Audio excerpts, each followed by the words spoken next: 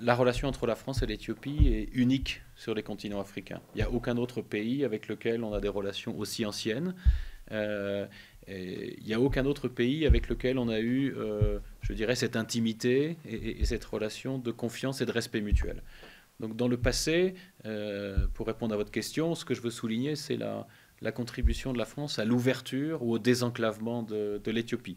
Donc c'était vrai physiquement, le premier chemin de fer, le chemin de fer Djibouti-Addis, mais physiquement c'est aussi le développement de l'aviation. Hein, le premier avion qui s'est posé en Éthiopie est un avion français, c'est pour ça qu'en Amérique, avion ça se dit aéroplane, mais c'est vrai aussi pour la poste éthiopienne, c'est vrai pour beaucoup d'éléments d'ouverture physique. Mais je tiens à souligner que c'est vrai aussi sur l'ouverture, je dirais, intellectuelle ou la réforme de l'État. C'est-à-dire qu'il y a eu beaucoup d'écoles françaises présentes en Éthiopie dans le passé. On avait au XIXe siècle une trentaine d'écoles. C'est pour ça que le prince Tafari à Harar avait une école française. Et la suite de cette histoire, c'est ici, à Addis Abeba, le lycée franco-éthiopien Gebre Mariam, qui scolarise 70% d'Éthiopiens. Donc ce n'est pas un lycée qui est conçu pour les enfants d'expatriés, c'est un lycée qui est conçu pour les jeunes Éthiopiens. Donc ça, c'est la partie un petit peu passée, mais on souhaite bâtir sur ce passé pour avoir des projets communs dans l'avenir. Et donc ça se traduit dans le domaine de l'éducation et de l'enseignement supérieur par le développement des partenariats universitaires. Donc on a des partenariats entre une quinzaine d'universités françaises et d'universités éthiopiennes. On a aussi un programme de bourse. Mon ambition, c'est qu'il y ait beaucoup plus d'étudiants éthiopiens en France. Actuellement, on a 400 étudiants éthiopiens en France, ce qui est rien comparé aux 380 000 étudiants étrangers qui sont en France, notamment 170 000 Africains. Donc c'est pour ça qu'on a ouvert à l'Alliance un bureau Campus France et qu'on va faire la promotion des études en France. Voilà, ça c'est un aspect, mais on a aussi beaucoup d'ambition dans le domaine économique, où on a pris toute la mesure du potentiel économique de l'Éthiopie, et on souhaite, comme les autorités éthiopiennes, que davantage de sociétés françaises s'installent en Éthiopie pour investir et produire en Éthiopie. Et c'est pour ça qu'on est dans la stratégie, on est en phase avec la stratégie éthiopienne de substitution aux importations. Et c'est dans ce cadre-là qu'on a pu constater les derniers investissements français dans le domaine de l'agro-industrie. Mais on a également d'autres projets dans le domaine de la production d'électricité, notamment la géothermie, dans le domaine de la logistique. Donc ça, ce sont les projets sur lesquels nous travaillons.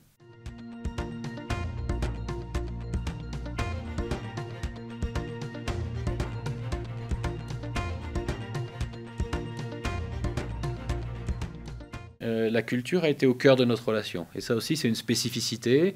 Et c'est vrai que le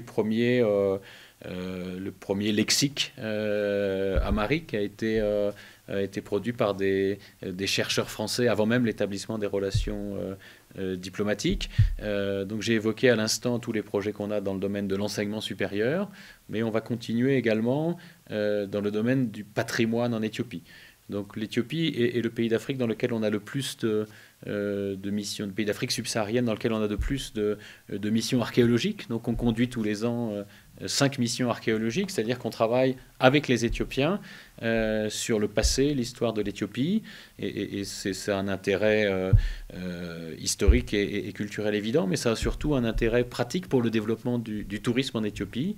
Et c'est pour ça que la France est très engagée dans la préservation, la restauration des sites historiques de Lalibela, mais aussi la transformation du Palais national ici à Addis Abeba en musée.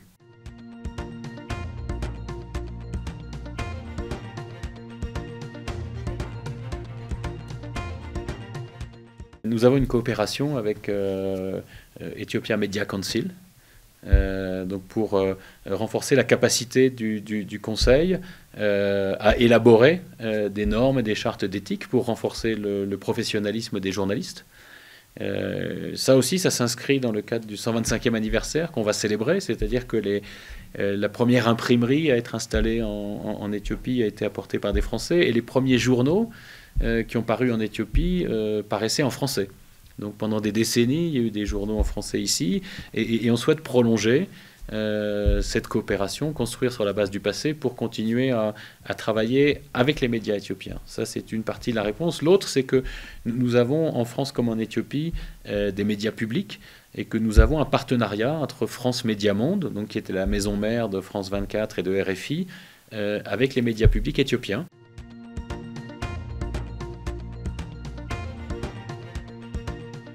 Ce travail a été affecté par la crise du Covid, mais surtout par la guerre au nord de l'Éthiopie. La Libella a été inaccessible pendant plusieurs mois. Donc ça a entraîné un retard sur les missions d'experts. Donc nous travaillons sur la Libella sur 3 éléments. Le premier élément qui est la préservation des églises. Et donc pour ça, le gouvernement éthiopien, mais aussi les communautés de la Libella et l'Église orthodoxe, nous ont demandé de trouver une solution pour remplacer les abris existants, ce qu'on appelle les shelters, par une structure plus légère, plus esthétique, et qui soit plus en phase avec l'environnement. Donc on a conduit pendant 2 ans des études scientifiques sur la nature de la roche, les causes de l'érosion, l'évolution des fissures, et nous avons pu proposer au gouvernement éthiopien une solution beaucoup plus légère, beaucoup plus esthétique, une solution qui pourra être entretenue par les Éthiopiens eux-mêmes. Ça, c'est le premier point, c'est la préservation. Mais pour avancer sur la mise en œuvre de ce projet, nous devons recueillir l'accord de l'UNESCO. Donc, conjointement avec le gouvernement éthiopien, nous travaillons avec l'UNESCO pour présenter cette solution alternative. Et nous devons, à la demande de l'UNESCO, encore faire quelques études sur le site. Donc ça, c'est la partie préservation. L'autre partie concerne la restauration. Donc la restauration, c'est les sculptures, les peintures, c'est les éléments qui sont fragiles. Et ça, on a déjà engagé des mesures d'urgence, 24 mesures d'urgence sur le site. Et nous allons présenter aux autorités éthiopiennes un plan de restauration dans la durée.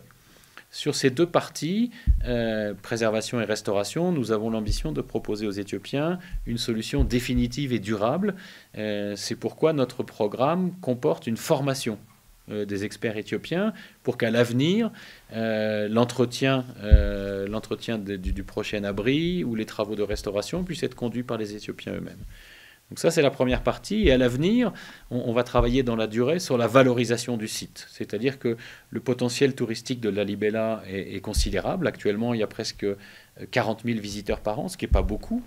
Donc, et nous souhaitons travailler avec la communauté de la Libella pour créer les conditions du développement du tourisme à travers les hôtels, à travers l'adduction d'eau, à travers les routes, à travers tout ce qui est nécessaire pour attirer plus de touristes.